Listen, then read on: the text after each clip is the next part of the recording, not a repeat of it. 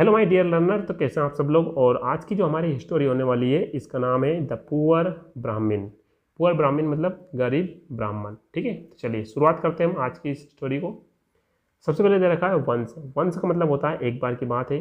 देर का मतलब एग्जैक्ट कोई मतलब नहीं होता, लेकिन इसका जो मीनिंग निकालना चाहे लास्ट में होता है, तो इसका मतलब होता है वहाँ। वाज यानी था, पुअर यानी गरीब, ब्राह्मण मीन्स होता है ब्राह्मण, यानी कि एक बार की बात है, एक पुअर यानी कि गरीब ब्राह्मण था। ठीक है, नेक्स्ट हम बात करते हैं ही यानी कि वहाँ, वेंट यानी कि वहाँ जाया करता था, फ्रॉम यानी से, house to house, house to यानी कि घर घर जाया करता था। बेगिंग मीन्स होता है भीख मांगने के लिए, बेगिंग मीन्स होता है भीख मांगना। ठीक है, फॉर फूड यानी कि भीख में भोजन मांगने के लिए जाया करता था। इन यानी में, टेटर्ड, टेटर्ड का मतलब होता है फटे हुए, है ना। क्लोथ्स यानी कि कपड़े। ठीक है, तो अब यहाँ पर इसका पूरा मतलब क्या हुआ, यानी कि एक बार की बात है, एक गरीब ब्राह्मण था जो घर घर, है ना, भोजन के रूप में भीख मांगने के लिए फटे हुए कपड़ों में जाया करता था। ठीक है, चलिए आगे देखते हैं। ऑन सीइंग यानी कि ऑन सीइंग का मतलब होता है देखकर, हिज क्लॉथ्स यानी कि उसके कपड़ों को देख करके। पीपल यानी कि पीपल, सुइड है ना, सुइड, सुइड का मतलब क्या होता है भगा देना।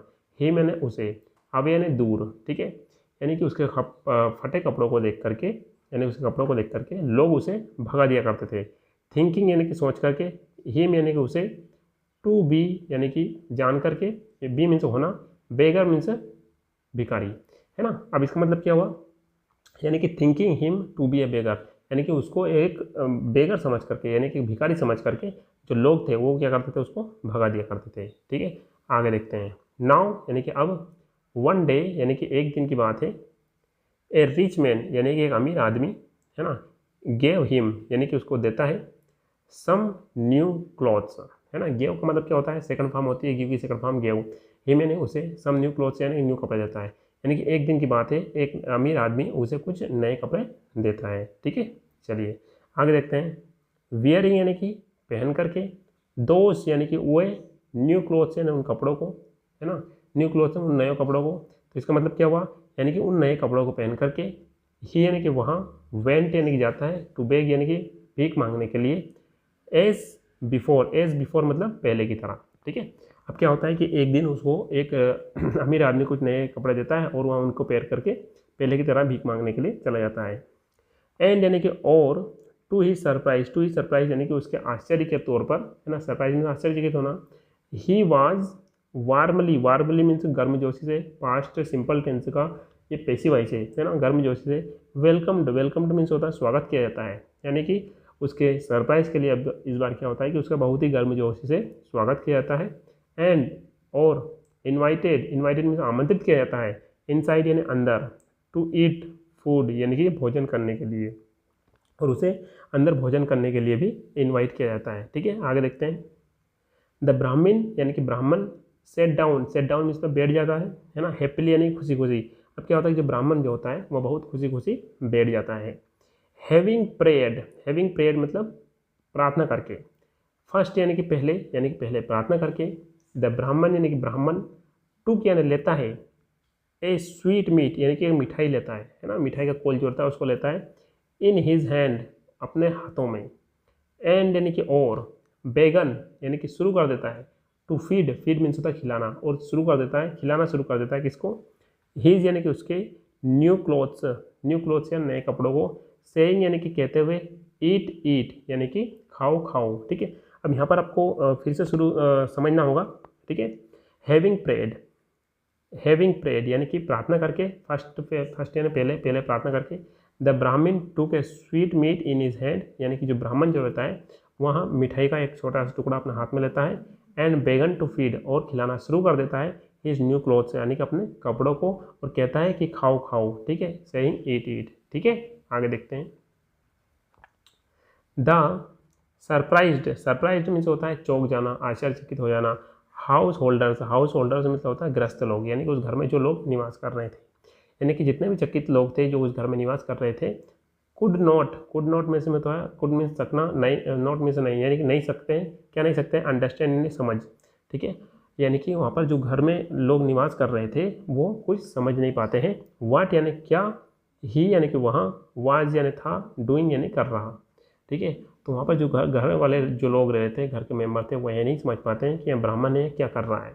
दे आस्क्ड, उन्होंने पूछा, ही मैंने कि उससे, क्या पूछा, the clothes do not eat, है ना, पूछा या कहा, बात एक ही है। तो उन्होंने पूछा या कहा कि जो क्लोथ्स हैं, कपड़े हैं, वे कभी खाते नहीं हैं।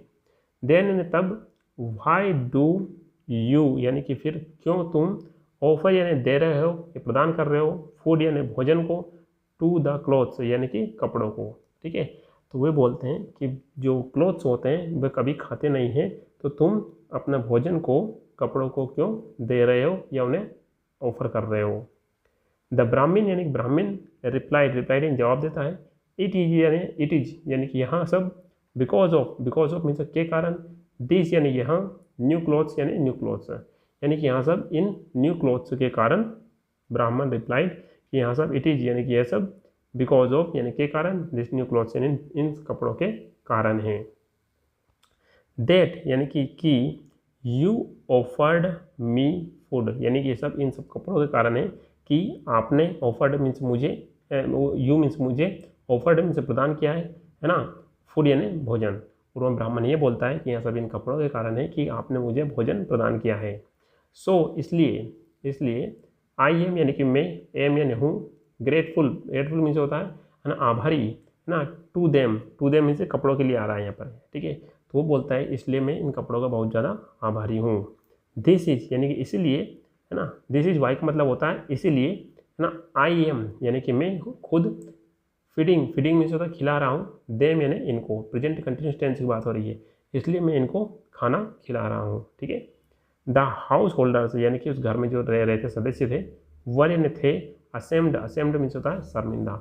अब वे जो घर में जो सदस्य रह रहे थे वे सब अपने कार्य पर शर्मिंदा थे, ठीक है। अच्छा, इस कहानी का मोरल क्या है, नेवर जज, यानी कि किसी का मूल्यांकन ना करे, है ना, जज मीन्स होता है मूल्यांकन करना, है ना, एनीवन यानी किसी का, ठीक है, नेवर यानी कभी नहीं, है ना, तो नेवर यानी कभी नहीं, जज यानी मूल्यांकन करना, एनीवन मीन्स होता है किसी व्यक्ति का, बाय हिज आउटर, है ना, बाय मीन्स के द्वारा, आउटर मीन्स होता है बाहरी हिस्सा, अपीयरेंस मीन्स क्या होता है, अपीयरेंस मीन्स होता है उपस्थिति या रूप या उसका जो बाहरी हिस्सा जो रहता है उसको बोल सकते हैं हम, कि इसमें बताया गया है कि किसी का भी मूल्यांकन उसके बाहरी रूप से देख करके ना करें। हो सकता है कि उसका कुछ कंडीशन ऐसी हो, लेकिन वो बहुत ज़्यादा विद्वान हो, बहुत ज़्यादा इंटेलिजेंट हो, उसमें बहुत सारा, है ना, ऐसा ज्ञान छुपा हो, लेकिन उसकी कंडीशन थोड़ी ठीक नहीं चल रही हो, ठीक है।